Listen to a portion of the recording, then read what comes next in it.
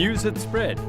After the inaugural event in 2004, the untamed African race traversing the Western Cape had attracted the attention of top riders around the world, in particular mountain bike Hall of Famer Bart Brenchens from the Netherlands, the first mountain bike Olympic gold medalist and former world champion. He arrived at the start line with Belgian teammate Roel Paulsen, the top-ranked UCI rider at the time, looking to topple 2004 champion Karl Platt, who was riding with new partner and German countryman Carsten Brescher.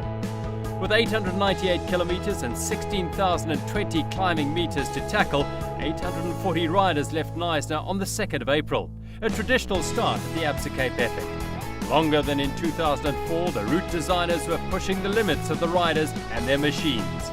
Again, the route featured long, open, dusty roads and crossed the Klein Karoo, with overnight stays in George, Herbertsdale, Riversdale, Barrydale, Montague and Verliesdorp, before finishing in the winelands at Speer Wine Estate. The international contingent made up over a quarter of the field, with 29 countries represented.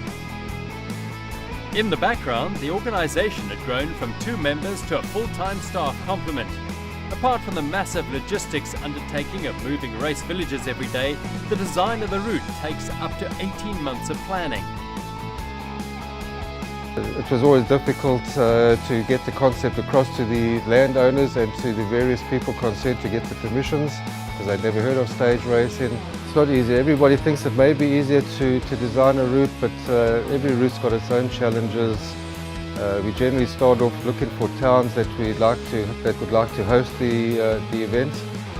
And once we've got the towns sorted out, then we try and find different routes, because most of the towns we've been to.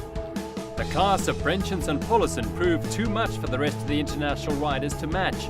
Not even Platt and Bresser could prevent them from winning every single stage bar one. One of the most dominant performances in the history of the event. 2005 saw the emergence of Swiss star Christoph Sauser and Swede Fredrik Kesiakov, winning stage 2 into George. Sauser has gone on to take 3 overall titles, while Kesiakov switched to road cycling in 2009, winning stages at the Vuelta de España, the Tour de Suisse, and wearing the King of the Mountains jersey at the Tour de France.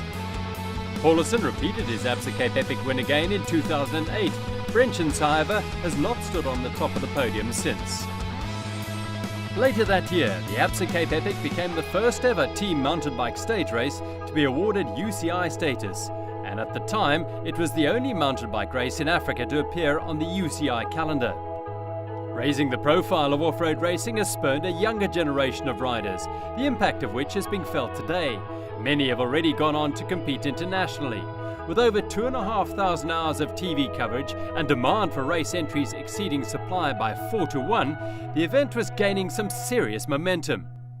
The Absa Cape Epic was on a fast track to becoming the world's greatest mountain bike stage race, with 2005 winner Bart Brenchens saying, "This is the Tour de France of mountain biking."